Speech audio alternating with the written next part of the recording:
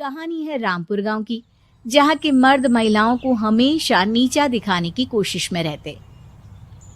अरे अभी तक खाना नहीं आया, क्या मुझे एक और शादी करने की जरूरत है? नहीं जी नहीं, ऐसा मत करना, वरना मैं कहाँ जाऊंगी। खाना लेकर मैं अभी आई जी।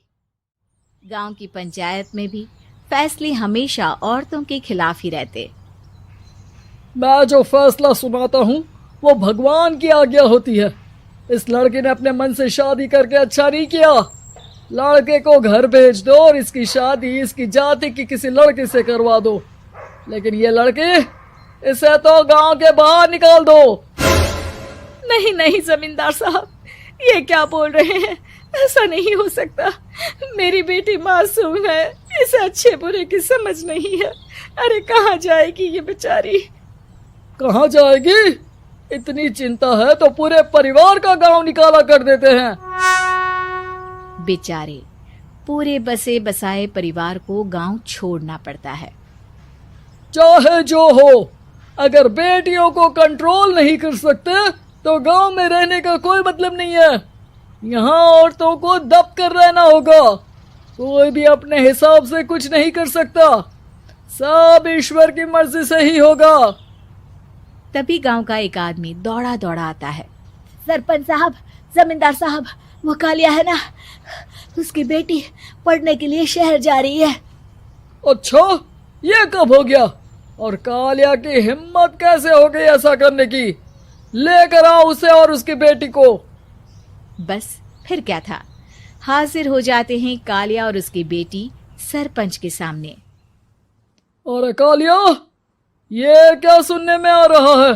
बेटी को इंजीनियर बना रहा है तू? और ये बता, गांव में तो स्कूल नहीं है, फिर कहां से इतनी क्लास पास कर गई तेरी बेटी? राधा, जो कि कालिया की बेटी है, उसे लगता है कि सरपंच उसकी तारीफ कर रहे हैं। सरपंच जी, मैंने ऑनलाइन पढ़ाई की है, डिस्टेंस लर्निंग से। सभी में मैंने अच्छे नंबर पाए हैं, जिसे देखते हुए शहर की इंजीनियरिंग कॉलेज में मुझे स्कॉलरशिप मिली है। वाह जी वाह, क्या होती है ये? पहले तो ये बताओ, फिर आगे की बात करते हैं। पूरा गांव राधा की बात सुन रहा था और राधा बोलती जा रही थी। तो ऐसे मैं फ्री में एक अच्छी शिक्षा लेकर गांव में जो कुछ परेशानियां हैं, जैसे बिजली, पानी और इंटरनेट जैसी समस्याओं के लिए काम करूंगी। मैं गांव को शहर से जोड़ने के लिए पुल का निर्माण करवाने का प्रस्ताव रखूंगी। मुझे पूरी उम्मीद है कि जल्द ही हमारा गांव भी तरक्की की राह पर चल पड़ेगा।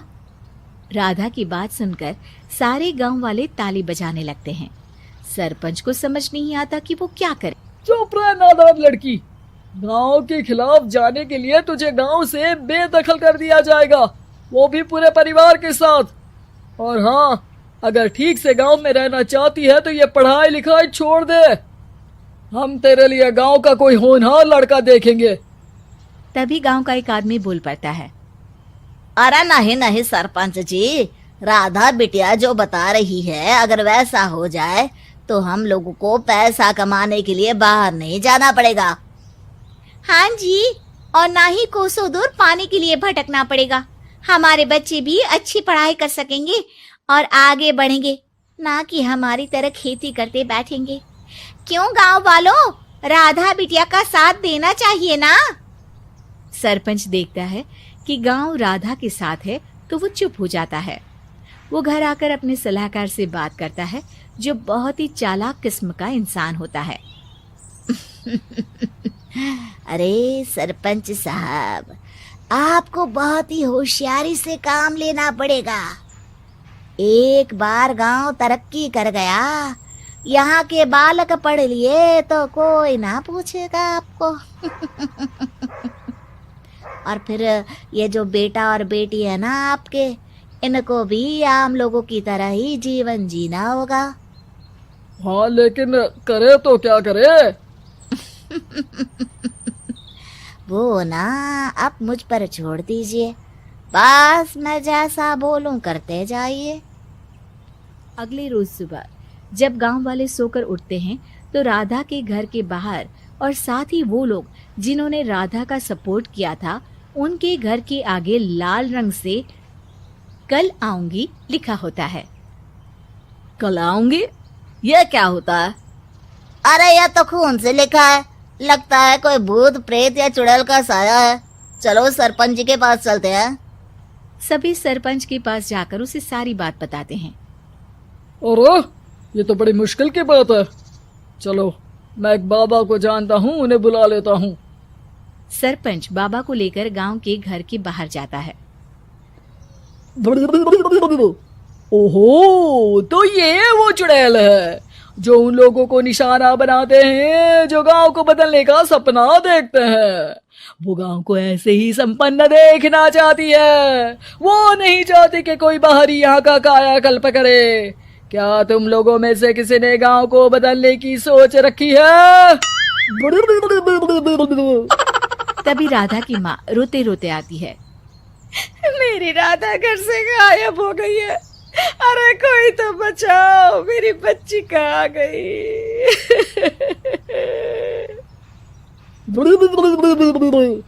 ले गई वो चुड़ैल, तेरी बच्ची को ले गई। अब वो उसे श्रापित करके छोड़ेगी, उस पर चुड़ैल का साया हो जाएगा। तभी बुरी सी हालत में राधा भी वहां आ जाती है। उसके बाल चुड़ैल की तरह फैले होते हैं और कपड़ों में खून लगा होता है। सभी राधा को देखकर डर जाते हैं। माँ, पता नहीं मुझे कौन उठा कर ले गया था। अरे दूर दूर हो जा चुड़ैल, अब हम लोग इस गांव में नहीं रुकेंगे। अरे कैसे बातें कर रहे हैं आप? कल तो आप मेरे भरोसे गांव का हुलिया बदलने, अपने बच्चों को पढ़ाने और तरक्की उन्नति की बात कर रहे थे, तो आज क्या हो गया आपको? ये फिर तुम लोगों को बहकाएगी। ये चुड़ैल गांव में आ चुकी है, ऐसे ही ये तुम्हारे घर के बच्चों को भी ले जाएगी। गांव वाले राधा को गांव से बाहर निकाल देते हैं। उसके माँ बाप रोते रहते हैं, लेकिन गांव वाले नहीं मानते। मैं भी अपनी बहन के साथ गांव के बाहर रहूंगा, लेकिन वो पढ़ाई नहीं छोड़ेगी। वहीं सरपंच के घर पर सलाहकार कहता है। देखा, सांप भी मर गया और लाठी भी नहीं टूटी।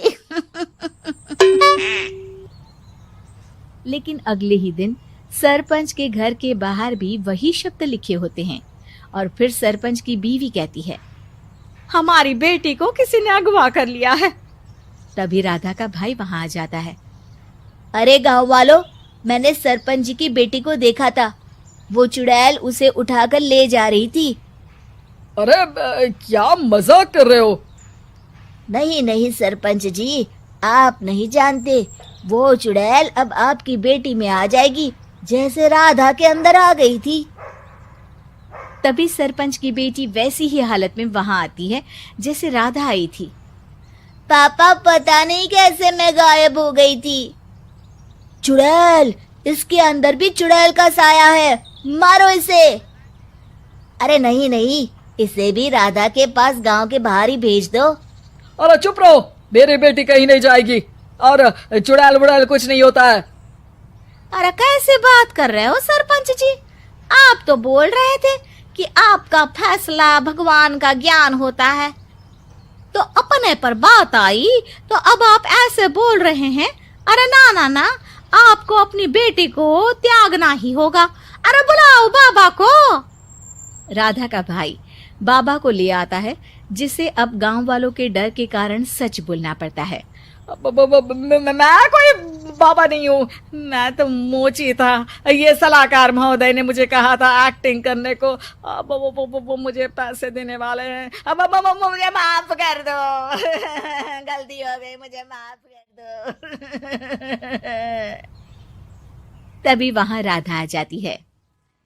देखा सरपंच जी, जब गांव के बच्चे साक्षर होंगे तो आप जैसे लोगों की चालाकी नहीं चलेगी।